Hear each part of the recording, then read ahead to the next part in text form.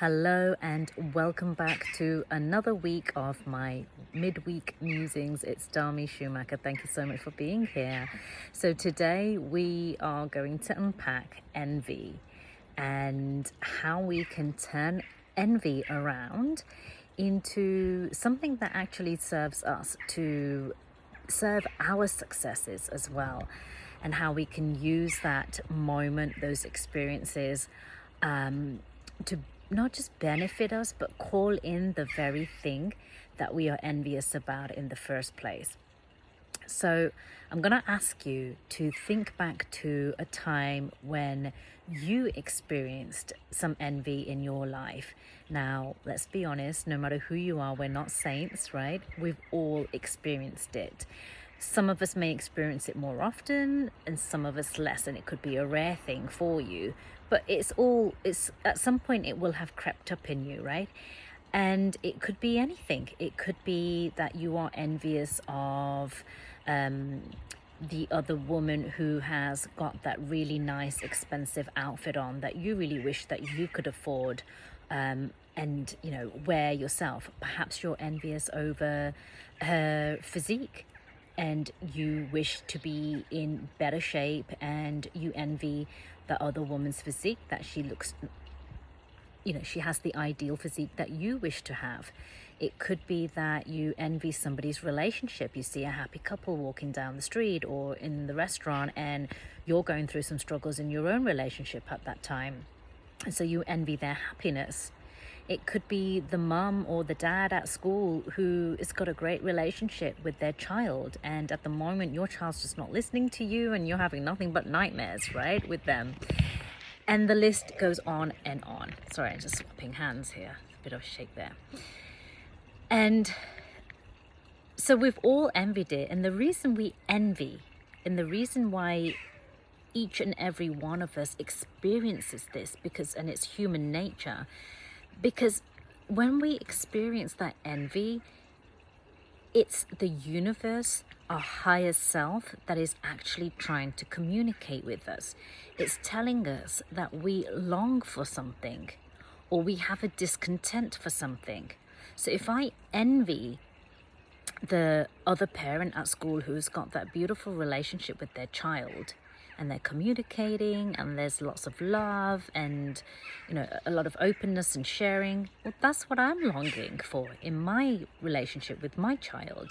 And perhaps that's what's lacking, and I'm discontent with the arguments and the constant confrontations, perhaps, right? So pay attention first and foremost to the things that we may feel envious about. And I also want you to think for a moment, the last time you felt envy, what did it feel like in your body? Just take a moment to think back. What did it feel like in your body? Did you feel good afterwards for feeling envy towards someone, for putting them down and being jealous of them and saying, making up some nonsensical story about who they are and why they can be that way, and trying to push them down to make yourself feel better even, maybe? How did that make you feel? Did you feel good about that? It didn't, right? It never feels good. Jealousy, envy, it doesn't feel good.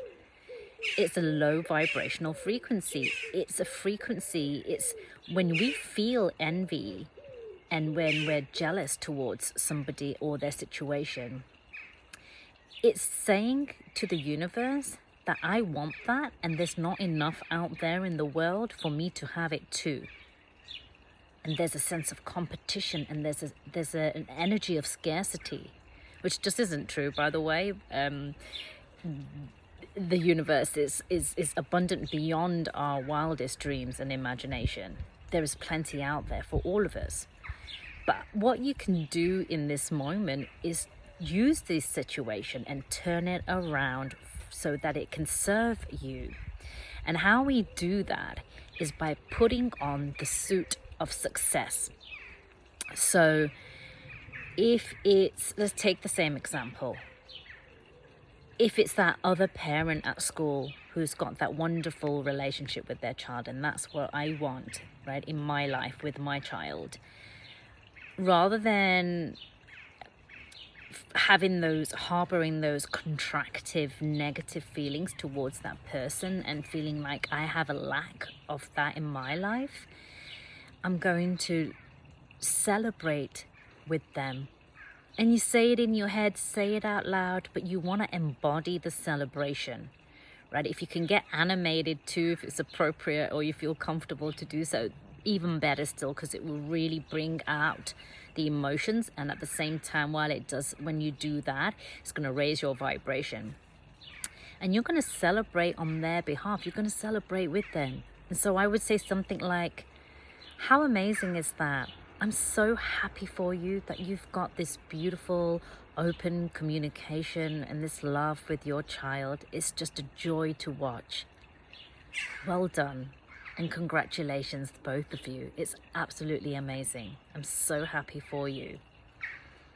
And just even saying it now in this example, which is an artificial example, I just made it up, I instantly felt my energy just expand and rise, right? So we celebrate the other person's success.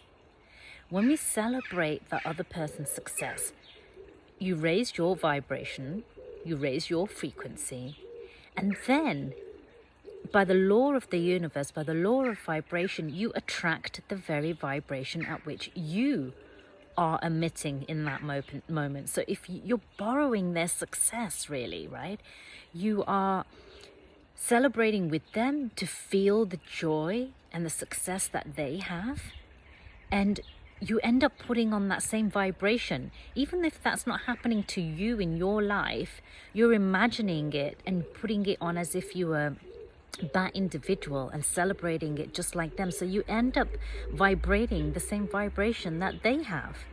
So what do you think is going to happen? Well, by the law of vibration, that is what you're going to attract. It's so easy in human nature, we all do it, to look at the things we don't have, to focus on the things that we are lacking or we want, and then we curse ourselves, and then we curse life and the universe and everything around it, and saying, see, I knew it. I knew I can't do this. I knew it wouldn't happen for me. I'm never lucky. People who don't think they're lucky are usually the people who focus so much of their energy on all the things that are going wrong in their life. And the people who are successful, whatever that success is for you, whatever that joy is for you, are the people who spend their time and their energy focus on all the good things that are happening for themselves and for other people. And so that's why they end up attracting more of it into your life. The other day, I was driving with my daughter, and she was in the front. When it's just the two of us, we'll put the car seat in the front and we'll enjoy the ride, put on some tunes, and we like to sing together. So we were driving down, and I think I was dropping her off to my mum and dad's house. She was spending the weekend there, and it was a nice day. And a Porsche, beautiful vintage Porsche. Now, I'm not a car expert, so don't ask me what it was, right? But even I could tell it wasn't just your regular Porsche. It was something really special. Pulled up next to us, and I was like, hey, look at this car, look how amazing it is, right? And I was just like in awe, and just like, wow, that's beautiful. And I was like, I could totally see us in that, Nush. Like, we could go for some spins in a car like that, all these trips that we could have. And she's 7, so she hasn't got any envy towards a Porsche. Had it been a big doll's house, maybe she would have had some envy, because that's directly relatable to something that she might desire, right? But for her, as a 7-year-old, the car was just not something on her wish list, and so she was able to celebrate it. And because of the work that I do now, 5 years ago, I probably wouldn't have reacted in the same way, right? There may have been some envy in me or some jealousy in me, I don't know.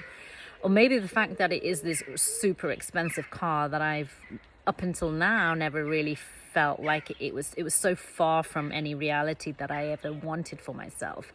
Maybe one day. I mean, I'm not really that fussed about cars, but so I didn't have that natural envy in me and this jealousy pour up in me for the man who was in the car and you know and him driving it and enjoying his vehicle. But let's be honest, right? We've all been in our car, for those of us who drive, or whether we've been a passenger and seen a nice car pull up. And if it's not yourself, if it's not the other passengers that are in the car with you, it's the other drivers in the other car. Not only will everybody stare and look, guarantee you most people will start to pass judgment and comment. Oh, he's just showing off. Just because a tiny bit of sun comes out, it's not even hot. He's got his roof down. Look at him posing. Doesn't he look smug? Well, so he should do. He may have worked really hard to get that car. And if it didn't, right? I mean, what has that really got to do with anything? The fact of the matter is you're jealous because you haven't got that car. And by throwing those judgments at people, all we're doing is lowering our vibration in those contractive feelings and attracting more of the things that we don't want. It's that scarcity that you'll never have that kind of car. Well, if you believe it, well, no, you won't never have that car. Maybe you don't care to have a car like that, but if you do, that's definitely not the way to go about it. And knowing you've all been there, and I know you all know what I'm talking about, and knowing what people usually do out of curiosity with the awareness that I now have, I was like, I looked around at the other cars, and by this point the Porsche had moved in front of us, and it was with us for like a good 20 minutes of the journey, wherever we were going, it was with us. So I kept on observing the different drivers in the different cars every time we stopped at the traffic lights, and I was watching. You know what? I don't think I saw anybody smile when they looked at this man in the car. Like, why is it so easy to look at a cute dog or a cute cat or a cute little baby and go, "Ah," and immediately feel this love and joy? You know, there's no envy or jealousy there. But the man in a very expensive vintage Porsche, everyone's faces were like,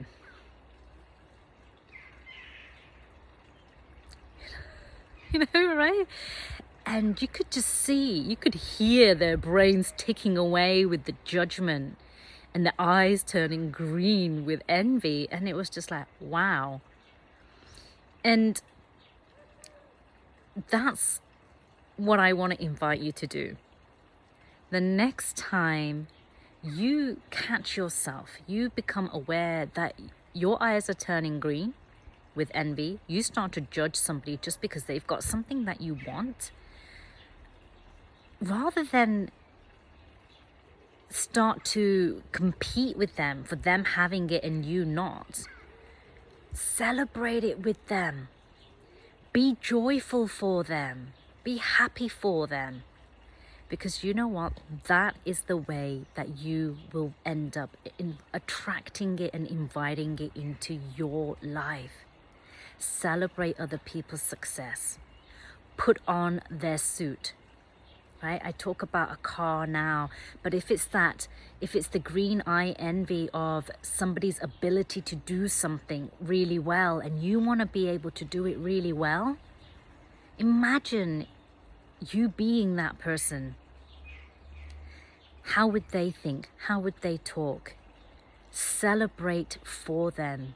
So look up the mentors. I have coaches, international, global coaches who I look up to and I aspire to be like. And I celebrate with them. Like, well done. You've achieved amazing things. Rather than looking at them with green eye envy. Because I want to achieve that kind of success for myself with my coaching and the reach that I have.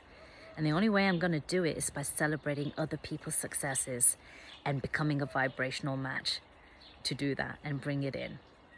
So I'll leave you with that. Have a ponder over that. Of course, always love to hear your comments and your thoughts. And if you have anything in particular you want me to discuss and talk about in these lives, just get in touch and I'll do my best to cover it. Take care. Bye-bye.